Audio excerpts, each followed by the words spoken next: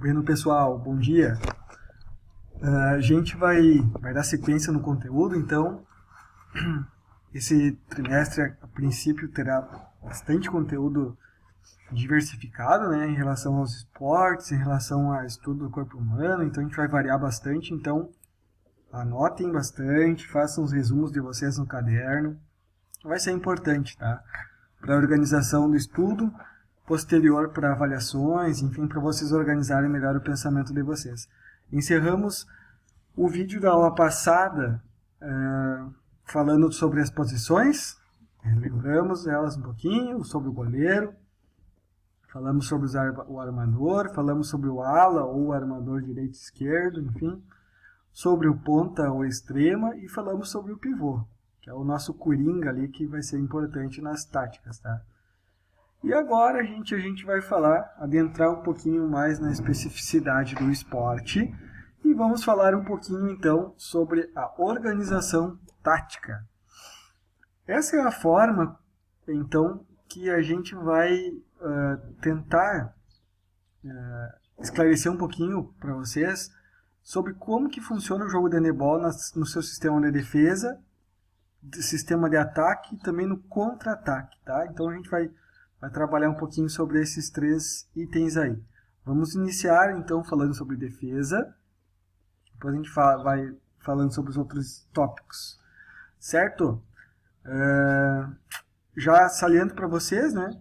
Importante quando a gente fala de tática, isso que está escrito aqui embaixo. O sistema tático adotado por uma equipe de handebol, ou qualquer equipe na verdade, deve então, gente, considerar o que? As características dos seus jogadores, não importa se seja um esporte de alto nível ou se é na escola mesmo. Mas de acordo com cada jogador do meu time, vai ser feita a escolha do sistema tático mais apropriado. Não adianta eu querer utilizar um sistema tático lá que, sei lá, a Itália utiliza, mas eu não tenho aquelas características. Então, isso a gente tem que ter em mente, tá? E, ao mesmo tempo, eu tenho que olhar as características dos adversários. Tipo, no outro time eu tenho um excelente jogador de arremesso de média distância. Então, é um cara que vem aqui, tipo esse armador aqui, esse ala, ele vai pegar a bola e se ele chegar até essa região aqui, ele vai fazer o gol. Obviamente que eu vou ter que preparar um sistema defensivo para tentar anular ao máximo a ação ofensiva desse jogador aqui. Certo? E assim por diante. Isso acontece em todos os esportes, né? Em cada esporte tem a sua peculiaridade e os jogadores do time adversário devem ser vistos dessa forma. Tá bem? Então vamos lá. Eu vou trabalhar com vocês alguns sistemas táticos, tá? Mas no handebol a gente usa, pessoal, principalmente esses daqui. Tá? Sistemas coletivos, por zona, sem falar no individual, tá? Mas a gente tem então aqui o 3-2-1, o 5-1, o 6-0, o 4-2 e o 3-3. Então, reforçando de novo, pessoal, dependerá da postura tática de cada defensor do meu time e também da equipe adversária, tá? Só para reforçar de novo ali. E também, dificilmente a gente vai ter, no handebol até às vezes acontece mais do que em outros esportes, mas a gente vai ter uma escolha única para a partida. Daqui a pouco o treinador ele vai começar, por análises de vídeos do time adversário, enfim, a começar a marcar um 6-0. E aí ele percebe que não está dando certo, obviamente que rapidamente ele vai mudar, daqui a pouco vai para um 4-2, um 3-3. Então, não existe um sistema tático que dê certo para um jogo inteiro. É muito difícil isso acontecer. Até acontece, mas é difícil, tá? Porque o adversário vai percebendo brechas e lacunas naquele sistema escolhido e vai criando alternativas de ataque. E, de certa forma, desse modo, quando o ataque começa a vencer a defesa tem que achar alguma alteração, modificação para dar conta disso. Ok? A gente vai falar sobre dois sistemas básicos, que são o 6-0 e o sistema 5-1. Tá? Não vou entrar no mérito de todos, porque não é tanto o nosso objetivo aqui a especialização, né? Se a gente souber e der conta desses dois, está muito, muito bom mesmo. Se a gente souber dizer o que é 6.0 e o que é um sistema 5.1 e por que um é bom e que um é ruim, a gente vai saber variar para qualquer outro esquema tático, tá? Então a gente vai falar de um dos mais simples sistemas do handebol defensivo que existem e também, ao mesmo tempo, pessoal, um dos mais comuns. Diferentemente do vôlei, que a gente tinha aquela organização 6-0, né? Cada jogador faz a sua função, então, dependendo de onde está. No 6-0, e daí no vôlei, retomando o vôlei, no 6-0 do vôlei é apenas para equipes iniciantes, enfim, aqui no handebol é diferente. O 6-0 ele é utilizado tanto para iniciantes quanto para avançados, porque é uma forma muito boa de se defender. Obviamente, considerando a equipe adversária, certo? Então, qual é a principal característica desse sistema? É que todos os jogadores estão alinhados, pessoal. Eles formam apenas uma linha de defesa. Então, eu tenho 6 jogadores numa linha. É uma linha próximo à linha da área de gol, tá? Ela não é uma linha tão avançada, embora a gente já tenha equipes modernas ali que se falem em handebol mais moderno, que jogam com essa linha quase na linha dos 9 metros, aquela linha tracejada, pontilhada lá. Mas quase via de regra, as equipes jogam muito próximos à linha de área de gol, certo?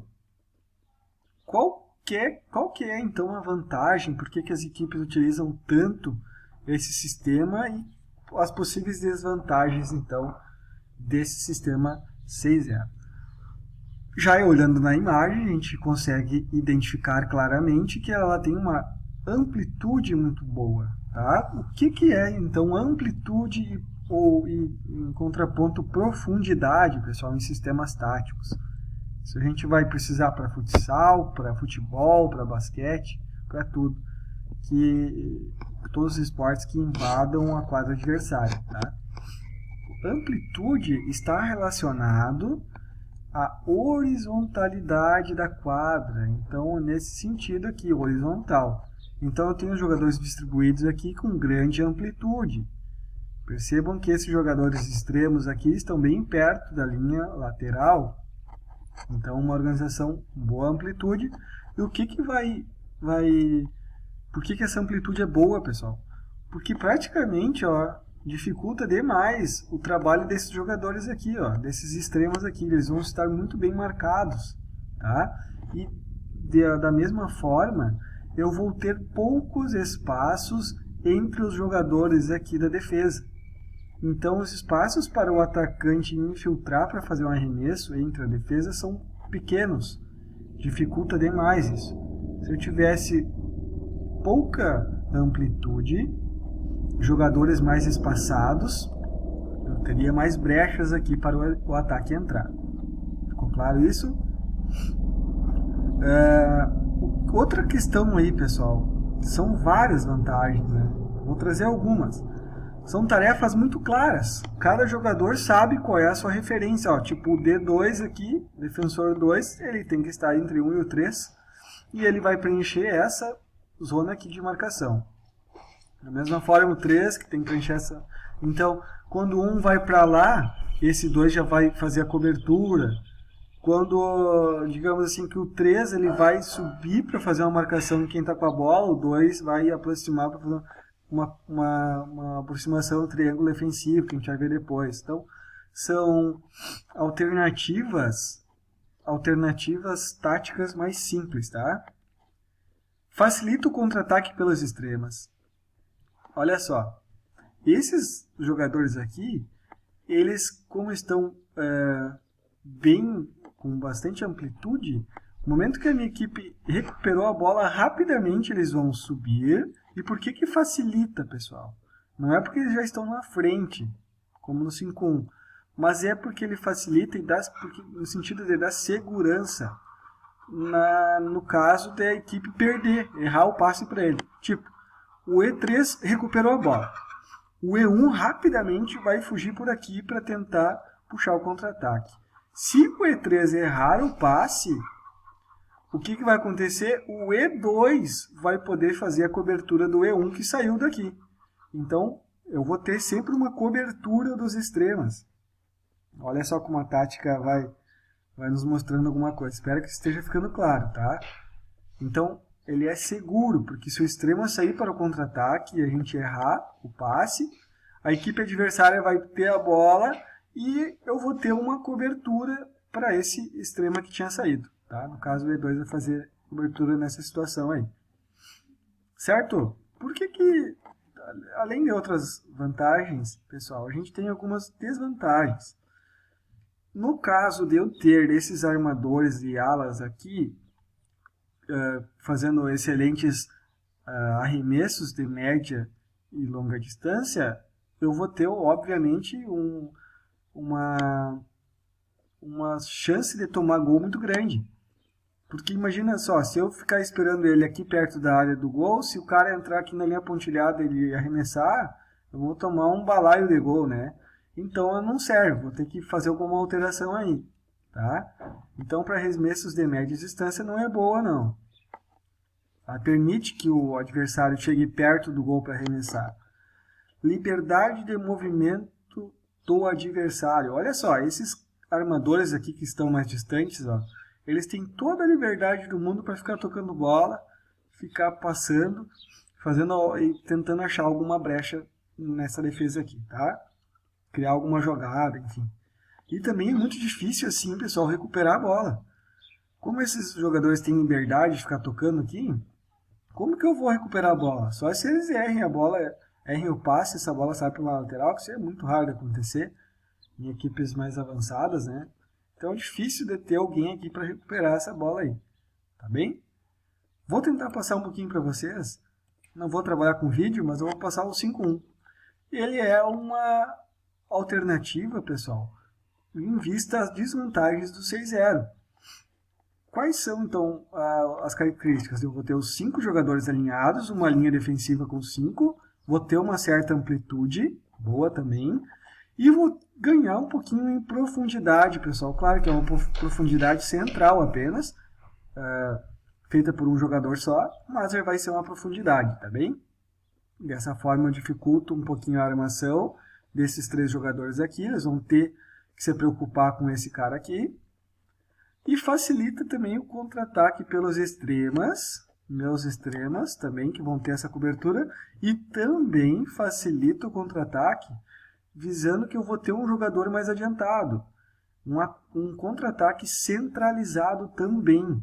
Então, se algum jogador da defesa recuperar essa bola, esse jogador rapidamente já vai puxar a primeira onda de contra-ataque e vai poder receber um passe já adiantado, tá? Então, o contra-ataque é rápido. O que acontece? Ela é fraca, pessoal. Aqui a gente tem um pivô. Olha só o espaço que esse pivô tem para trabalhar.